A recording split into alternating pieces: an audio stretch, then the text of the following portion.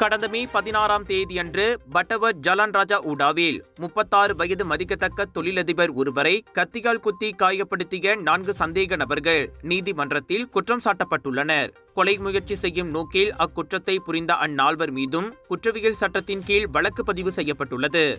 சந்தேக நபர்கள் தங்களது குற்றத்தை ஒப்புக்கொள்ளாத நிலையில் அனைவருக்கும் தலா 7000 ரிங்கெட் ஜாமீன் தொகை விதிக்கப்பட்டது. அவ்வழக்கு வருகின்ற ஜூலை 1ஆம் தேதிக்கு ஒத்திவைக்கப்பட்டிருக்கிறது.